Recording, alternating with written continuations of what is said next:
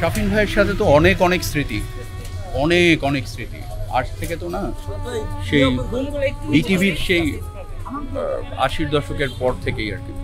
এরপরে মূলত কাজ করেছি আমি আর শাফিন ভাই একসাথে অনেক পরে, সেটা হচ্ছে বোধহয় 98-97-এর দিকে, 97-এর দিকে বোধহয় ওনার সাথে প্রথম কাজ করি।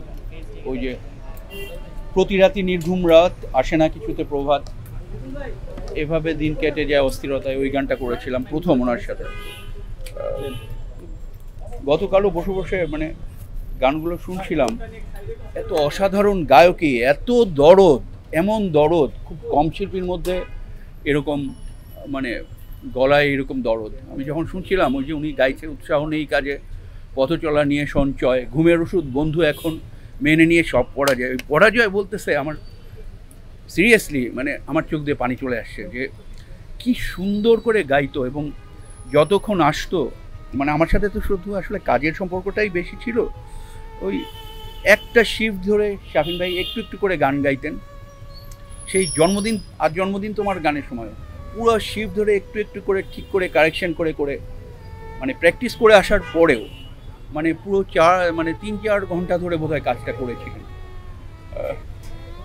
এরকম অসংখ্য অসংখ্য স্মৃতি। এই মুহূর্তে তো মানে মনের অবস্থা এমন, কথা যে বলবো।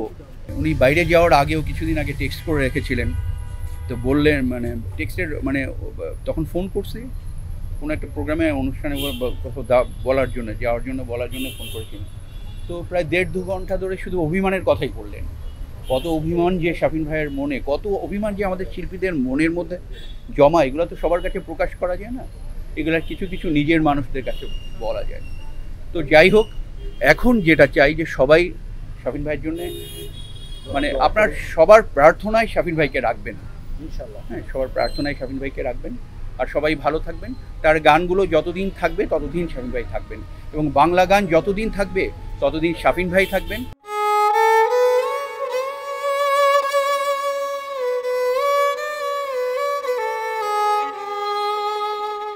উনি তো আমাদের বড় ভাই সময়, আমাদের গার্জিয়ান সময়, ওনাদের দেখে আমরা মিউজিক শিখেছি। কয়েকজন গার্জিয়ান হারালাম, আর কিছু বলবো, উনিভাবে যাবে এটা ভাবিও নি।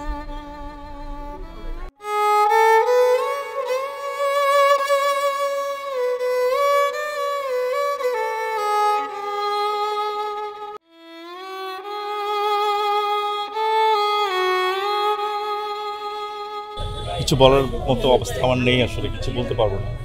তবে এইটুকু বলবো যে একজন সত্যিকার অর্থে কমপ্লিট মিউজিশিয়ান, ম্যাচিউর মিউজিশিয়ানকে আমরা হারলাম। কারণ বাংলাদেশের সংবিধানে আরেকটা স্বাধীন আহমেদ আসবে না, এবং এই যে শূন্যতা কখনো পূরণ হবে না।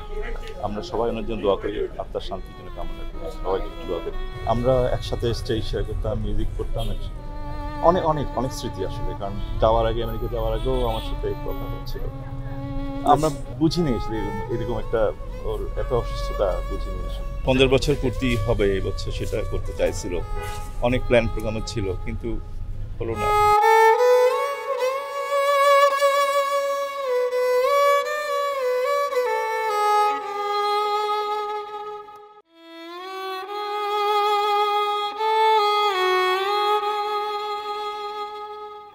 শাফিন ভাই আমার কাছে যেটা হচ্ছে যে উনি একজন কমপ্লিট মিউজিশিয়ান। আমরা ওনার গান শুনে যেমন মুগ্ধ ছিলাম, ওনার প্রফেশনালিজম, স্পেশাল ওনার ফ্যাশন, সব কিছু একটা আইকনিক পর্যায়ে ছিল। তো কি বলবো, মানুষ চলে যাওয়ার তো যেতেই হবে, সেই শূন্যতা পূরণ হওয়ার নয়। তবে শিল্পীর মৃত্যু নেই, শিল্পী আমাদের অন্তরে বেঁচে থাকবেন। আমরা আমাদের চর্চায়, আমাদের ভালো লাগার স্মৃতিতে তাকে গেঁথে রাখবো।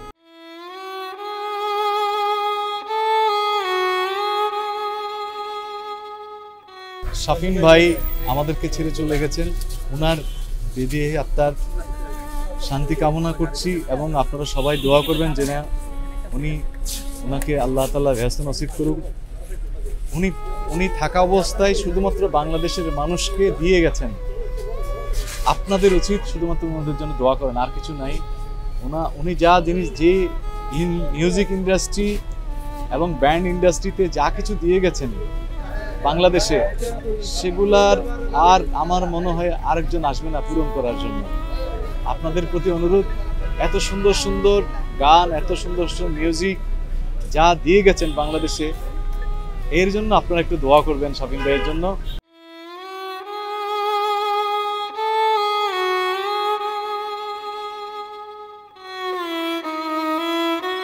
আসলে শাফিন ভাইকে নিয়ে বলার ভাষা এই মুহূর্তে আমি খুঁজে পাচ্ছি না, কারণ প্রথমে বাঙালি সংস্কৃতির জন্য, বাংলাদেশি সংস্কৃতির জন্য এটা একটা অপূরণীয় ক্ষতি।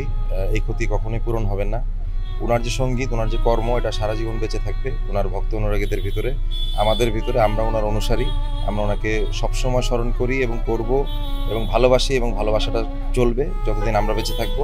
এবং ওনার মতো শিল্পী আমার মনে হয় 100 বছরে জন্মায়।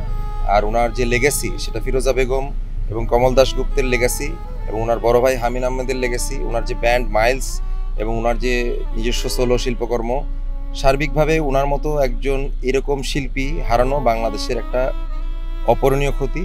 আর ওনাকে ব্যক্তিগতভাবে আমরা আসলে পারিবারিকভাবে বলেন, শিল্পী হিসাবে বলেন, ওনার অ্যাসোসিয়েট জুনিয়র কলিগ হিসাবে বলেন, ওনাকে আমরা অনেক সম্মান করি এবং এই সম্মানটা আমরা যতদিন বেঁচে থাকবো করবো। আমরা আশা করি যে ওনার ভক্তরা ওনার প্রতি যে ভালোবাসা উনি বেঁচে থাকতে দেখিয়েছেন, এর চেয়ে বেশি ভালোবাসা, এই সমান ভালোবাসা যেন সারা জীবন তাদের ভক্তদের ভিতরে শাফিন ভাই যেন বেঁচে থাকে। অবশ্যই আমরা বিশ্বাস করি যে আমাদের ওনার মতো একজন লিজেন্ড, ওনার মতো একজন আইকনকে ডেফিনেটলি ওনার যে ক্যাটালগটা আছে, ওনার সৃষ্টি যেগুলো হয়েছে, সেগুলো নিয়ে আমরা অবশ্যই ডিটেলসে কাজ করতে চাই এবং ডেফিনেটলি আমাদের দর্শকদের জন্য কিছু না কিছু উপহার থাকবে।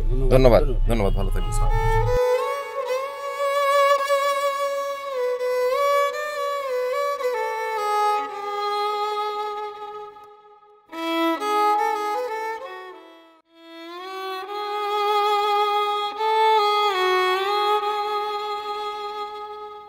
শাফিন ভাইয়ের মৃত্যুতে আমরা খুবই শোকাহত। উনি শুধু ভালো শিল্পী ছিলেন এমন নয়, একই সঙ্গে রক সিঙ্গার হিসেবে আমরা যেমন শ্রোতা হিসেবে, আর MCSB বাংলাদেশ মিউজিক কম্পোজার সোসাইটির একজন মেম্বার হিসেবে খুব কাছে যাওয়ার সৌভাগ্য হয়েছে আমার। খুবই সংগঠনপ্রিয় ছিলেন, সঙ্গীত ভালোবাসতেন। আর সবচেয়ে বিশেষত্ব হচ্ছে উনি যেহেতু কিংবদন্তি শিল্পী ফিরোজা বেগম এবং কমল দাশগুপ্তের সন্তান, সুতরাং নজরুল সঙ্গীতটা ওনার ভিতরে ছিল। আর শাস্ত্রীয় সঙ্গীতটা জানতেন বলে রক সিঙ্গার অনেকেই আছেন, খুব নাম করেছেন, কিন্তু অতটা সুরে কিন্তু সব রক সিঙ্গার গাইতে পারেন না। ওনার যেহেতু রাগ সঙ্গীতের উপর ভালো দখল ছিল, ওনার বাবার কাছ থেকে উনি শিখেছেন। উনি নজরুলের অনেক গান গেয়েছেন। আমরা নজরুল সঙ্গীত শিল্পী পরিষদের পক্ষ থেকে ওনার প্রতি শ্রদ্ধা জানাই, ভালোবাসা জানাই। উনি অনেক দিন বাঙালির হৃদয়ে থাকবেন। আর বিশেষ করে নজরুল সঙ্গীতগুলো যে উনি গেয়েছেন, এগুলি অনবদ্য ছিল, খুবই সুরে ছিল।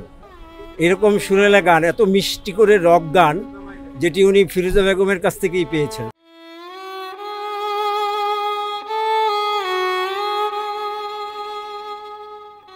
শাফিন আহমেদ, আমাদের প্রিয় শাফিন ভাই সম্পর্কে যে আমাকে কথা বলতে হবে, এটাই আসলে আমার ভাবনায় আসে না। কারণ এত তুমুল জনপ্রিয়, এত একজন ভালো একজন শিল্পী, আমি বলবো আমাদের যে সময়টা আমাদের বাংলা গানকে সমৃদ্ধ করেছে, সেই সময়টার একজন রক গায়ক শাফিন আহমেদ। সেই শাফিন আহমেদ যখন চলে গেলেন, আমি বলবো সময়টা আমাদের জন্য বড় অসময় ছিল। কারণ তার দেবার অনেক কিছুই ছিল, কিন্তু আমরা তাকে হারিয়ে ফেললাম এবং তিনি চলে গেলেন অনেকটা নিভৃতেই। এবং তার চলে যাওয়ার সময়টা তখন আমি মাত্র দেশে ফিরেছি এবং তিনি নিউ ইয়র্কেই ছিলেন, এবং আমি নিউ ইয়র্ক থেকে দেশে যেদিন ফিরেছি, সেই ভোরবেলায় আমি নেমেই শুনলাম যে তিনি শাফিন ভাই চলে গেছেন। তো আমার সঙ্গে শাফিন ভাইয়ের তো একটা খুব দারুণ সম্পর্ক ছিল, বড় ভাইয়ের মতো। এবং শাফিন ভাই, যদি বলি যে শাফিন ভাই তার জন্মদিন ছিল 14ই ফেব্রুয়ারি, ভালোবাসা দিবসে, এবং প্রকৃতপক্ষেই তিনি একজন বিশাল ভালোবাসার হৃদয় নিয়েই এসেছিলেন এবং তার সেই ভালোবাসা তিনি প্রকাশ করেছিলেন তার গানের মাধ্যমে। আমরা পেয়েছিলাম তার কণ্ঠে অসংখ্য জনপ্রিয় গান, তুমুল জনপ্রিয় গান। এবং আমি বলবো যে শাফিন ভাইয়ের মূল্যায়ন কিন্তু সেরকমভাবে হয়নি যেরকমভাবে হওয়া উচিত ছিল। যে এখন যেমন তাকে নিয়ে চর্চা হচ্ছে, আমরা সবাই তার কথা বলছি, তার গানগুলো শুনলেই আমরা বুঝি যে আসলে তিনি কত বড় মাপের একজন শিল্পী ছিলেন। যেমন তিনি নজরুল সঙ্গীতেও মানে আমাদের ক্লাসিক্যাল গানেও যেমন তার দক্ষতা ছিল, আর বাংলা রক গানে তো তার জুড়ি অনন্য। তার গাওয়া চাঁদতারা সূর্য নও তুমি, ধিকি ধিকি আগুন জ্বলে, যতগুলো গান আমরা শুনেছি সবগুলো গানই ছিল অসাধারণ। আমি তার এবং আমার সৌভাগ্য হয়েছিল আমার লেখা একটি গান তিনি করেছিলেন। তিনি চলচ্চিত্রে একটি প্লেব্যাক করেছিলেন, একটি গানই। সেই গানটি আমার লেখা ছিল ওয়ার্নিং ছবিতে। সেটা তার সঙ্গে গেয়েছিলেন ন্যান্সি এবং গানটি সুর করেছিলেন শওকত আলী ইমন। তো আমি আজকের এই দিনে আমি শাফিন ভাইকে গভীরভাবে শ্রদ্ধা জানাচ্ছি এবং বলছি যে আপনি আপনার গানের মাধ্যমে বেঁচে থাকবেন আমাদের মাঝে অনন্তকাল।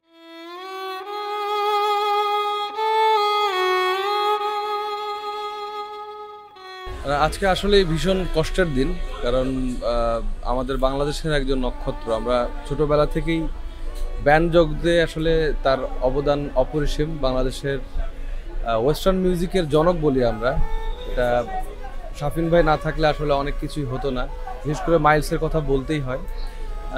শাফিন ভাই আমাদের মাঝে নেই, এটা শুনতেই খুব কষ্ট লাগছে।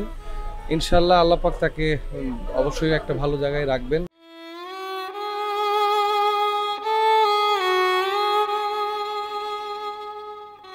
দেশের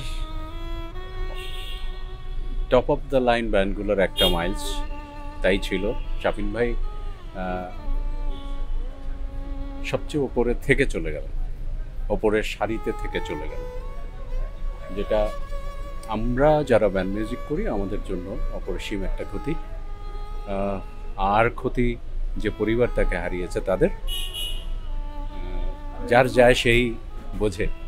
আমরা দূরের মানুষ, আমরা ব্যান্ডমেট হিসাবে হয়তো শাফিন ভাই ব্যান্ড মিউজিক যেহেতু করেন সেখান থেকে আমরা শাফিন ভাইকে চিনি, আর পরিবার শাফিন ভাইকে কাছে থেকে চেনেন। তাদের লসটা অনেক অনেক বড় আমাদের থেকেও। উনি যেখানেই থাকুক ভালো থাকুক।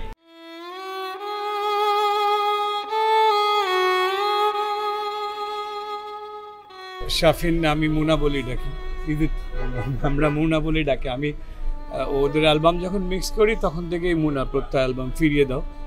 সো আমার মনে হয় যে ওর দেশ জাতি বা মিউজিশিয়ান, আমাদের মিউজিক জগতের ক্ষতির চেয়ে বড় ক্ষতি যা, সেটা হলো যে one of the best talented and educated musician. যে শুধু যে একজন মিউজিশিয়ান ছিল তা না, he is a top most educated and talented musician.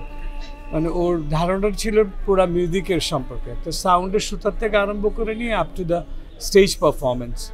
তা বড় জিনিস হলো একটা মানে smart performance, educated smart performance আমরা হারাইলাম ব্যান্ড জগতের থেকে।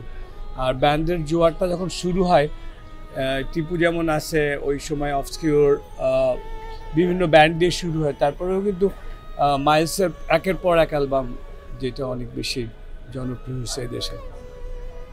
So definitely salute, hats up to Muna, the most educated and talented musician in our country.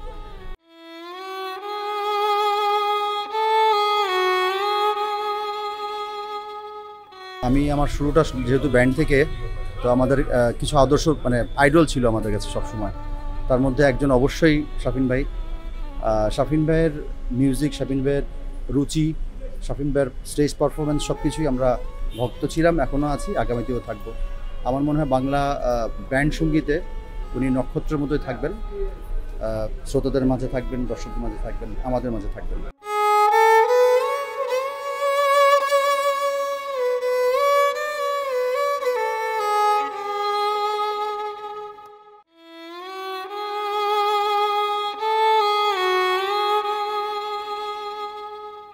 Shafin Ahmed ভাই আমাদের একজন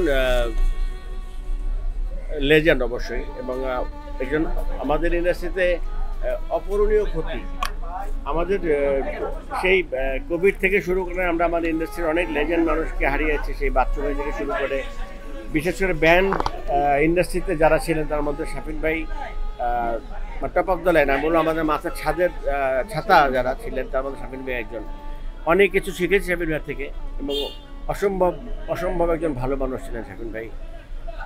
যে কোনো কিছুতে ইন্সপায়ার করতেন, ভালো মন্দ কিছু হলেই ফোন করেই মন এটা তো ভালো হয়নি, এটা তো ভালো হয়েছে, এইভাবে উনি সবসময় মানে একটা গার্জিয়ান লেভেলে ছিলেন আমাদের।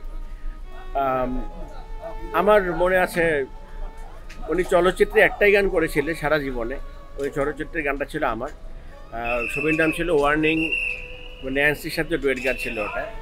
ওই একটি গানই আমি শাফিন ভাইকে আমি চলচ্চিত্রে করাতে পেরেছিলাম এবং খুব রিকোয়েস্ট করে, এবং শাফিন ভাই খুব পছন্দও করেছিলেন।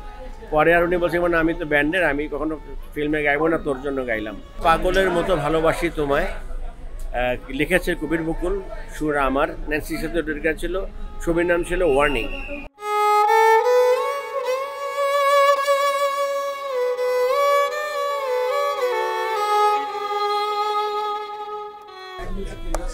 যারা এত অবদান রাখছেন তাদের কোনো স্বীকৃতি নাই, কোনো দেশ থেকে কোনো স্বীকৃতি দেওয়া হয় না, জাতীয় পর্যায়ে কোনো স্বীকৃতি নাই, কোথাও তাদেরকে ডাকা হয় না, কোথাও তাদের অবদানকে স্বীকার করা হয় না। আমার মনে হয় সময় এসছে যে জাতীয় পর্যায়ে তাদের এই অবদানগুলোকে স্বীকৃতি দেবার, এবং এটা আমাদের আসলে এখন থেকে শুরু করা উচিত, এবং আমাদের এই দাবিটা এখন থেকে চালু করা উচিত। এবং শাফিন ভাইয়ের মৃত্যুর এই দিনে এসে, এই আজকে জানাজা পড়তে এসে আমি দাবি করব যে আমাদের ব্যান্ড মিউজিক, পপ মিউজিক ইন্ডাস্ট্রিতে যারা অবদান রেখেছেন তাদের প্রতি যথাযথ সম্মাননা জানানো হোক, এবং জাতীয় পর্যায়ে তাদের যে অবদান সেটাকে স্বীকৃতি দেওয়া হোক। আজকের দিনে এই আমাদের প্রার্থনা।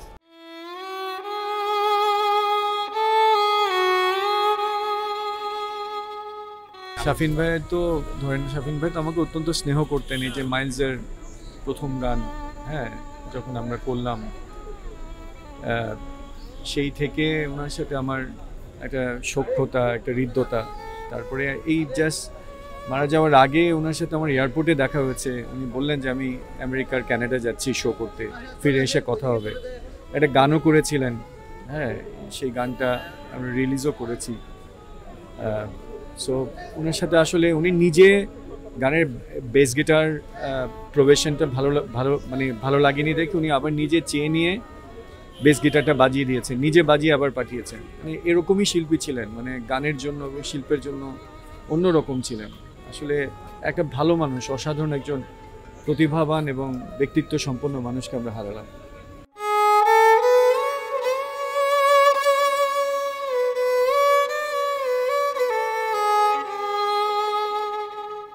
তাকে চলে যাওয়ার ব্যথাটা কাটিয়ে উঠতে পারি, আমি কিছু বলতেও পারছি না। তো অবশ্যই শেষের কথাটা আমি আসি যে আসলে তার গানগুলিকে বাঁচিয়ে রাখতে হবে, এবং নিশ্চয়ই তিনি তার গানের মধ্যে বেঁচে যাবেন, এই প্রজন্ম পরের প্রজন্ম, তারপর গানের মধ্যে বেঁচে থাকবে। এবং ওনার এই সেপ্টেম্বরে 50 বছর পূর্তি হচ্ছে ওনার ক্যারিয়ারে। আমাকে যাওয়ার আগে বলেছিলেন যে একটা অনুষ্ঠান করে 10টা আধুনিক গান, 10টা নজরুলগীতির একটা অনুষ্ঠান করবেন। আমাকে বলেছিলেন নজরুলগীতিরই অ্যারেঞ্জমেন্ট করতে, এই শেষ কথা, তারপর কথা হয়নি। এখনও ভেবে যাচ্ছিলাম যাক, আমি চেষ্টা করছি যদি এটা আমরা করতে পারি, দোয়া করবেন। আমার খুবই অন্তর ইচ্ছা যে আমরা বর্তমানে আমরা অনুষ্ঠানটা করতে পারি, আমরা আত্মার শান্তি পাবো তাহলে।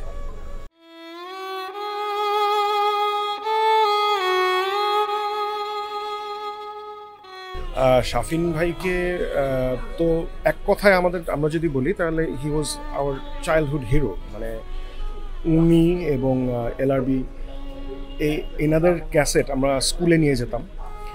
তো আমি যা বলবো অনেকেই তা বলে ফেলেছেন, এবং যেটা হচ্ছে যে ওনার মিউজিক্যাল স্কিল, ওনার অ্যাপিয়ারেন্স, উনি যেখানেই যেতেন যেভাবে নিজেকে ক্যারি করতেন, এই জিনিসটা মানে একটা অতুলনীয় একটা ব্যাপার ছিল ওনার ভেতরে। এবং ওনার যে পার্সোনালিটি, একটা লাইক আ বস, অলওয়েজ একটা অ্যাটিটিউড বলেন, যেটাই বলেন, দেখে মনে হতো হয়তো লোকটার সাথে কথা বলা যাবে না সেভাবে হুট করে গিয়ে, but he was so approachable এবং খুব নাইস একটা পার্সন ছিলেন শাফিন ভাই, যে কোনো বিষয়। এবং ওনার নলেজ অনেক দিকে ছিল, অনেক দিকে, এটাও হয়তো অনেকে জানেন। শুধু মিউজিক না, যে কোনো বিষয়ে ওনার সাথে ঘন্টার ঘন্টা আলাপ করা যেত। আমার মনে আছে অনেক আগে একটা একটা ডিরক স্টার বলে একটা যে ব্যান্ডের কম্পিটিশন হয়েছিল, that's when I got to know him ভালো করে। ওখানে আমি দেখলাম যে একটা লোক বসে আছে, একেবারে রুমেই বসে আছে, কিন্তু বুটস, হ্যাটস এবং উনি যা স্টেজে পড়ে থাকেন সেভাবেই উনি বসে আছেন। তো আমি গিয়ে নর্মালভাবে বললাম যে আমি অমুক ব্যান্ডে বাজাই এটা, and he was so friendly, he was so nice ever since then. এবং আমিও টিভিতে 71 টিভিতে একটা প্রোগ্রাম করি, সেখানে উনি অজস্রবার এসছেন, সেখানেও অন অ্যান্ড অফ স্ক্রিন অজস্র গল্পের স্মৃতি ওনার সাথে আছেন। ওনার গান গাওয়া কোথাও কোনো ফ্ল উনি রাখতেন না এবং অ্যালাউ করতেন না। উনি যেখানে যাবেন হি মেড শিওর যে জিনিসটা যেন ঠিকঠাক মতন যায়, এতটাই ডিটেল উনি পছন্দ করতেন। তো আজকে এটা খুবই একটা আমাদের জন্য, আমাদের মিউজিক ইন্ডাস্ট্রি ওভারঅল, এটার জন্য আমাদের খুব বড় একটা কি বলবো শোকের দিন। শাফিন ভাই was an icon, Shafin was an iconic musician. তো সেদিক থেকে আমরা বেশ বড়সড় একটা লস এটা আমাদের।